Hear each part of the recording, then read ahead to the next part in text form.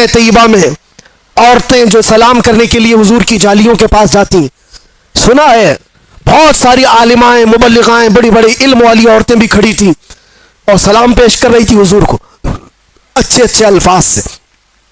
अस्सलातु वस्सलामु अलैका या खातमन नबिय्यीन, या रहमतल लिल आलमीन, या राहतल लिल आशिकीन, या मुरादल मुश्ताकीन, या शम्सल आरिफीन, या सिराजस सालिकीन।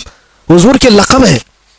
लेकिन एक देहात की गांव की बूढ़ी औरत खड़ी थी, अंगूठा छाप, कुछ नहीं पड़ा था, लेकिन है तो हुजूर की गुलाम। जब जालियों के करीब खड़ी ये सलाम सुन रही थी दूसरों का, तो जज्बात बेकाबू हो गए और अंदर से गम उमड़ आया, आंखें डबडबा गई, रोने लग गई। काश मैं भी पढ़ी लिखी होती तो हुजूर को कुछ अच्छा सलाम करती। ये मेरी बहनें हैं जो आज हुजूर को अच्छे अलकाब से सलाम पेश कर रही। तो फिर मेरी जहालत पर, लानत है मेरे बेपढ़े लिखे पर। और उसके बाद दिल इतना भर आया कि वहां रुकने की हिम्मत नहीं हुई। रोती हुई अपने आंचल से आंसू पोंछते हुए हुजूर को इशारा करके सिर्फ इतना कहा, या रसूल अल्लाह, बेपढ़ी लिखी आई है, जाहिल औरत आपके दरबार में आई है, कुछ आता नहीं, सिर्फ इतना आता है, अस्सलामु अलैका या रसूल अल्लाह, बस इतना कह सकती हूं। रोती रोती वापस चली गई और अपने कमरे में जाकर बहुत रोई। किस बात पर? कि बचपन में पढ़ी लिखी होती तो हुजूर को अच्छा सलाम कर सकती थी। मैं अफसोस कर रही हूं अपनी जिंदगी पर कि जहालत ने मेरा बुढ़ापा ला दिया, और जिसने नशा से अपनी यह हालत कर ली हो, उसने अपने नबी पाक को कैसी तकलीफ पहुंचाई। हुजूर पर क्या गुजरती होगी तुम्हारी इन हालत को देख करके। सोचा कभी जो रसूल रात रात भर खड़े होकर तेरे लिए दुआ करते हो, क्या तू अपनी जिंदगी को इन अय्याशियों में गुजारेगा? वो नौजवान रो पड़ा, बहुत रोया। उसके बाद ऐसी तो महफिलें बहुत आती हैं, लेकिन मैंने देखा जिंदगी बदलते हुए भी। मेरे अजीजों, उस एक नौजवान को मैंने देखा सिर्फ 3 महीने के अंदर 8 साल की पिछली कज़ा नमाजें पूरी कर चुका था। 8 साल की नमाजें, सुबह से लेकर शाम तक मुसल्ले पर। और फिर वो ये कहता था, शायद मेरे रब ने मुझे इसी काम के लिए अंदर रखा है कि मैं अपने नबी को पहचान लूं। आप जरिया बने मुझे मेरे नबी तक पहुंचाने का। आज भी मैं ये एहसास करता हूं, हम सब की डोर बंधी हुई है मदीने के ताजदार से। मैं उसी डोर को पकड़ना चाहता हूं जो हजारों नौजवान मुझे सुनना चाहते हैं। मैं जानता हूं वो इसलिए कि इनकी नसें मुझसे नहीं जुड़ी हैं, आमिना के लाल से जुड़ी हुई है। हम उनकी बात करते हैं तो इनकी रग फड़कने लगती है। सच बताओ कि हमारी गुफ्तगू सुनते हुए, हुजूर की मोहब्बत की बात सुनते हुए दिल हिचकोले नहीं खाता तुम्हारा? तुम्हारी नसें नहीं फड़कती? वो मेरी जुबान का कमाल नहीं जो तुम्हारा ताल्लुक मुस्तफा करीम की जात से है।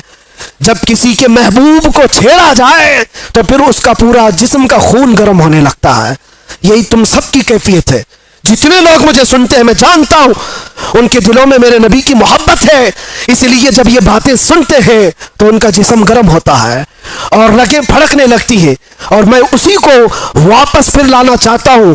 ये अगर चिंगारी शोला बन जाए जो तुम्हारे दिलों के अंदर मौजूद है, तो फिर क्या कमाल की बात है।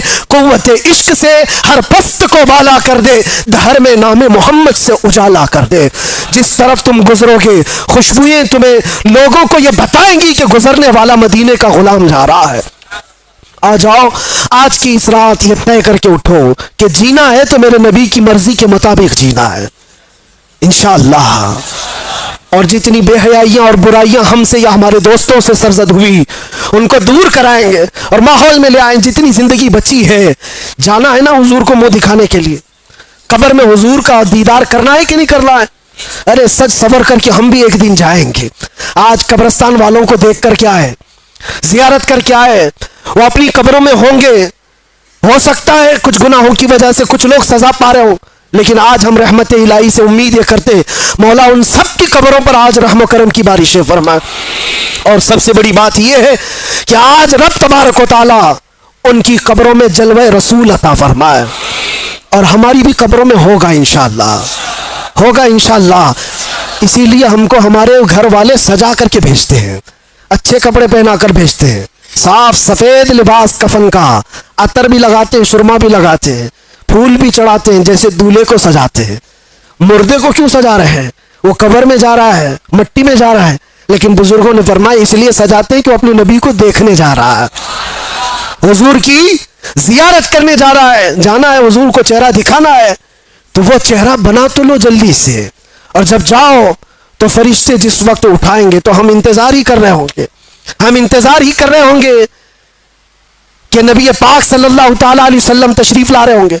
और बाज लोगों की कब्रों का हाल तो ये बताया गया, अल्लाह अकबर, अल्लाह हमें उन कब्रों में बनाए कि बुजुर्गों ने फरमाया बाज मोमिनीन की कब्रों का हाल तो ये है, मुनकर नकीर बाद में आएंगे, पहले रसूलुल्लाह पहुंच चुके होंगे।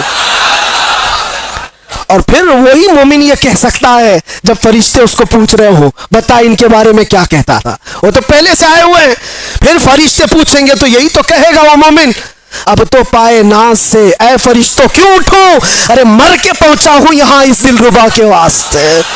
वाखिर दावाना अनिल हम्दुलिल्लाहि रब्बिल आलमीन।